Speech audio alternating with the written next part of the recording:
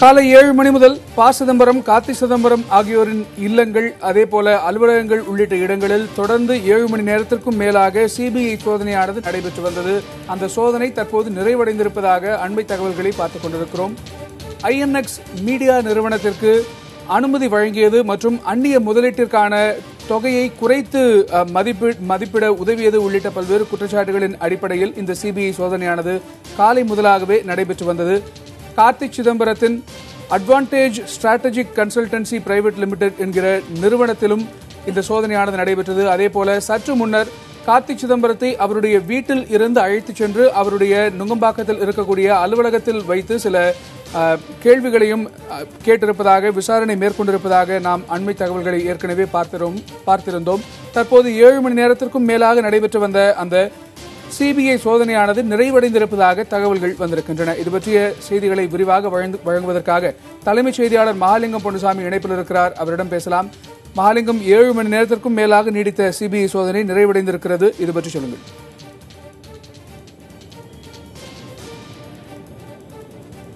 கணேஷ், 7 மணி நேரத்திற்கு மேலாக சோதனை நடந்து நீங்கள் சொன்னபடி தற்பொழுது நுங்கம்பாக்கத்தில் இருக்கக்கூடிய உத்தமர் காந்தி சிலை இருக்கக்கூடிய கார்த்திக் சிதம்பரத்துக்கு சொந்தமான அலுவலகத்தில் சோதனை என்பது முடிவடைந்திருக்கிறது. காலை 7:30 மணிக்கு கார்த்திக் சிதம்பரத்தினுடைய வீட்டில் தொடங்கிய சோதனை. அவரை நேரடியாக அழைத்து கொண்டு வந்து இங்குள்ள ஆவணங்களை எல்லாம் ஆய்வு மேற்கொண்டார்கள். அவருடன் வாக்குமூலத்தை பதிவு செய்தார்கள். அதற்கு பிறகு தற்பொழுது சோதனை என்பது முடிவடைந்திருக்கிறது. இந்த சோதனையின் போது சில ஆவணங்கள் கைப்பற்றப்பட்டிருப்பதாகவும், அதே போல கணினி உபகரணங்கள், அதாவது ஹார்ட் டிஸ்க் என்று சொல்லப்படக்கூடிய கோப்புகளை பதிவேற்றி வைத்திருந்த கணினி உபகரணங்கள் எல்லாம் பதிவு செய்யப்பட்டிருந்த கணினி உபகரணங்கள் எல்லாம் பறிமுதல் செய்திருப்பதாக சிபிஐ அதிகாரிகள் சொல்லியிருக்கிறார்கள். அந்த கோப்புகளை தற்பொழுது ஆய்வு மேற்கொண்டு வருவதாகவும், இது குறித்து அவரிடம் தற்பொழுது கேள்விகள் கேட்கப்பட்டு வருவதாகவும் சொல்லப்பட்டிருக்கிறது. நாம் பார்த்து கொண்டிருக்கக்கூடிய இந்த கட்டிடத்தில் 3வது தளத்தில் கார்த்திக் சிதம்பரத்திற்கு சம்பந்தப்பட்ட அலுவலகம் என்பது இருக்கிறது. அங்குதான் இந்த சோதனை என்பது நடைபெற்றுக் கொண்டிருக்கிறது. எனவே இந்த சோதனையில் பல்வேறு கேள்விகள் எழுகின்றன. முக்கியமாக இந்த சோதனையினுடைய மூலம் என்னவென்றால், மும்பையைச் சேர்ந்த ஐஎன்எஸ் மீடியா என்ற நிறுவனம் வெளிநாட்டிலிருந்து முதலீடு பெறுவதற்காக நிதித்துறை அலுவலகத்தை அணுகிறது. நிதித்துறையில் FIBB என்று சொல்வார்கள், அதாவது வெளிநாட்டிலிருந்து பணம் பெறுவதற்கான அதற்கான அனுமதி கொடுக்க வேண்டிய நிறுவனத்தை அணுகினார்கள். ஆனால் அந்த நிறுவனம் முறையாக அனுமதி கொடுக்கவில்லை. தொடர்ந்து காலதாமதம் செய்து வந்தது. இந்த சூழ்நிலையில் கார்த்திக் சிதம்பரத்திற்கு சொந்தமான advantage strategic consultancy private limited என்ற நிறுவனத்தின் அந்த நிறுவனத்தினுடைய உதவியை அவர்கள் கேட்டு பெற்றிருக்கிறார்கள். அந்த நிறுவனம் அனுமதி கொடுத்ததை அடுத்து உடனடியாக அந்த நிறுவனத்தின் மூலமாக நிதித்துறை அதிகாரிகளை அணுகி அவர்கள் கிட்டத்தட்ட 4.6 கோடி ரூபாய் வெளிநாட்டிலிருந்து நிதி பெற்றது தெரிய வந்திருக்கிறது என்று சிபிஐ தனது முதல் தகவல் அறிக்கையில் பதிவு செய்திருக்கிறது. எனவே கார்த்திக் சிதம்பரத்தினுடைய தந்தை சிதம்பரம் நிதியமைச்சராக அப்போது 2008இல் இருந்திருக்கிறார். அந்த வருடத்தில் தான் இந்த சம்பவங்கள்லாம் நடைபெற்றதாக பதிவாயிருக்கிறது. எனவே தந்தை நிதியமைச்சராக இருக்கிறார். மகனுடைய நிறுவனத்தின் மூலமாக ஆவணங்கள் அனுப்பப்பட்டு அதற்கான ஒப்புதல் என்பது பெறப்பட்டிருக்கிறது என்பதுதான் இந்த வழக்கு. இதில் ஐஎன்எஸ் மீடியா நிறுவனத்திடமிருந்து நேரடியாக 35 லட்சம் ரூபாயும், அதே போல நார்த் ஸ்டார் சாஃப்ட்வேர் சொல்யூஷன் என்ற நிறுவனத்திலிருந்து கிட்டத்தட்ட 60 லட்சம் ரூபாயும் அதற்காக தொகையாக பெற்றதாக சொல்லப்பட்டிருக்கிறது. எனவே இது குறித்த விசாரணை தான் காலை முதல் தொடர்ந்து நடந்து கொண்டிருப்பதை நாம் பார்க்கிறோம்.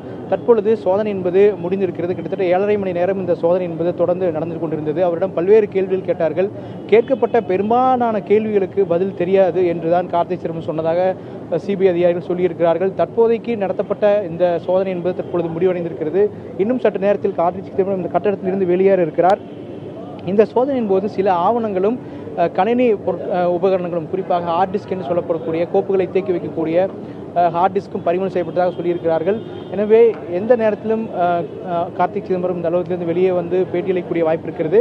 காலையில் இருந்து இருமுறை செய்தியாளர்களும் சந்தித்தார் கார்த்திக் சிதம்பரம். அப்போது சொன்னது, இது ஒரு அரசியல் ரீதியான காழ்ப்புணர்ச்சியோடு நடத்தப்படக்கூடிய சோதனை என்று கார்த்திக் சிதம்பரம் சொல்லியிருந்தார். இதில் இந்த விவகாரத்தில் தனக்கு நேரடியாக எந்த தொடர்பும் இல்லை என்றும் கார்த்திக் சிதம்பரம் விளக்கம் அளித்திருந்தார். அதே போல ப. சிதம்பரம் ஒரு அறிக்கை ஒன்றை வெளியிட்டிருந்தார். அந்த அறிக்கையிலே மத்திய அரசாங்கம் சிபிஐ தவறாக வழிநடத்துகிறது, சிபிஐ இந்த விவகாரத்தில் தேவையில்லாமல் தன்னையும் தன் மகனையும் தன் மகன் சார்ந்த நண்பர்களையும் இதில் குற்றவாளிகளாக மாற்றியிருப்பதாக சொல்லியிருக்கிறது. குறிப்பாக இதுபோன்ற நூற்றுக்கணக்கான அனுமதி, வெளிநாட்டிலிருந்து முதலீடு செய்வதற்கான அனுமதி என்பது நூற்றுக்கணக்கான அனுமதிகள் ஒவ்வொரு ஆண்டும் வழங்கப்படுகின்றன. சட்ட விதிகளுக்கு உட்பட்டு தான் இந்த அனுமதி என்பது வழங்கப்பட்டது.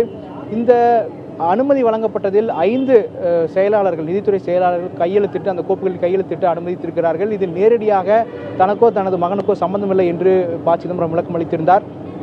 இந்த விவகாரத்தில் சிபிஐ வேண்டுமென்று தன் மீது காழ்ப்புணர்ச்சி காரணமாக செய்வதாக, மத்திய அரசின் தூண்டுதலோடு செய்வதாக தொடர்ந்து சிதம்பரம் குற்றம் சாட்டியிருக்கிறார். எனவே இது அரசியல் வண்ணம் இதில் கொடுக்கப்படுகிறது. இருந்தபோதிலும் சிபிஐ அதிகாரிகள் மிக தெளிவாக அதெல்லாம் மறுத்திருக்கிறார்கள். இந்த அனுமதி கொடுக்கப்பட்டதில் கார்த்திக் சிதம்பரத்திற்கு பல்வேறு தொடர்புகள் இருப்பதற்கான ஆதாரங்கள் இருக்கிறது என்று அதன் ஆதாரத்தின் அடிப்படையில் தான் இந்த சோதனை நடத்துவதாக சொல்லியிருக்கிறார்கள். இந்த சோதனை என்பது இந்தியா முழுவதும் நடக்கிறது. மும்பையில் நடக்கிறது, INS மீடியா அலுவலகம் மும்பையில் இருக்கிறது, அங்கு நடக்கிறது, டெல்லியில் நடந்து கொண்டிருக்கிறது, அதே போல நொய்டாவில் நடந்து கொண்டிருக்கிறது. இப்படி 14 இடங்களில் இந்த சோதனை என்பது தொடர்ந்து நடைபெற்றுக் கொண்டிருந்ததாக சொல்லப்பட்டிருக்கிறது. சென்னையில் தற்பொழுது இந்த சோதனை முடிவுக்கு வந்திருக்கிறது. இந்த கட்டடத்தில் 3வது தளத்தில் தற்பொழுது சிபிஐ அதிகாரிகள் ஒவ்வொருவராக வெளியேறி கொண்டிருக்கிறார்கள். அந்த காட்சியை நாம் பார்த்துக் கொண்டிருக்கிறோம். தற்பொழுது சில ஆவணங்கள் பறிமுதல் செய்யப்பட்டிருக்கின்றன. ஹார்ட் டிஸ்க் என்று சொல்லப்படக்கூடிய கோப்புகளை தேக்கி வைக்கக்கூடிய கணினி உபகரணங்கள் பறிமுதல் செய்யப்பட்டிருப்பதாக சிபிஐ தரப்பில் தெரிவிக்கப்பட்டிருக்கிறது. கணேஷ். மகாலிங்கம், சற்று நேரம் முன்பாக செய்தியாளர்களை சந்தித்த போது கார்த்தி சிதம்பரம் எந்தவிதமான ஆவணங்களும் கைப்பற்றப்படவில்லை, தான் குற்றமற்றவர் என்று அவர் கூறியிருந்தார். எந்தவிதமான ஆவணங்களும் கைப்பற்றப்படவில்லை என்றும் அவர் கூறியிருந்தார். அவர் தரப்புல வேறு என்ன விளக்கங்கள் அளிக்கப்பட்டிருக்கிறது?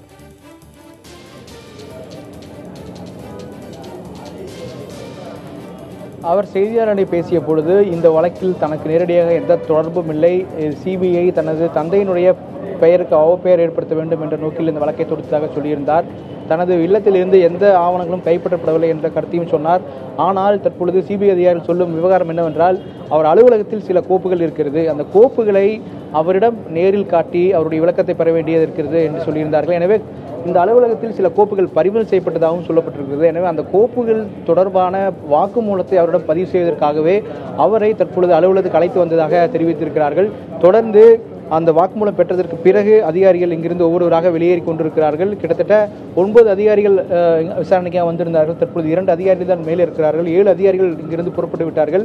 சோதனை முடிவடைந்து விட்டது என்று அதிகாரிகள் சொல்லியிருக்கிறார்கள். தற்பொழுது கைப்பற்றப்பட்ட கோப்புகளையும் அதே போல ஹார்ட் டிஸ்கையும் எடுத்துச் செல்வதற்கான முயற்சிகள் தற்பொழுது அதிகாரிகள் ஈடுபட்டுக் கொண்டிருக்கிறார்கள். கணேஷ், அதை ஆய்வுக்குட்படுத்தி அதற்கு பிறகு அடுத்த கட்ட விசாரணை தொடங்குவதற்காக சிபிஐ திட்டமிட்டிருக்கிறது. மேலும் தற்பொழுது சமூக ஊடகங்களில் பரவலாக பரவி வரும் தகவல் என்னவென்றால், கார்த்திக் சிதம்பரம் கைது செய்யப்படுவாரா இந்த வழக்கில் சிபிஐயால் என்று பல்வேறு வதந்திகள் பரவி வந்தன. இது குறித்து நாம் சிபிஐ அதிகாரிடம் கேட்டபொழுது அதிகாரப்பூர்வமாக இதுவரைக்கும் எந்த தகவலும் இல்லை, ஆனால் கைது செய்யக்கூடிய வாய்ப்பு மிக குறைவாக இருக்கிறது இந்த வழக்கில். ஏனென்றால் அடுத்த கட்டமாக பல்வேறு ஆதாரங்களை திரட்ட வேண்டியது இருக்கிறது. ஆதாரங்களை திரட்டிய பிறகு அடுத்த கட்டமாகத்தான் இது குறித்து சொல்ல முடியும். இப்போதைக்கு கைது வாய்ப்புகள் மிக குறைவாக இருப்பதை நாம் பார்க்கிறோம் என்று அவர்கள் சொல்லியிருந்தார்கள்.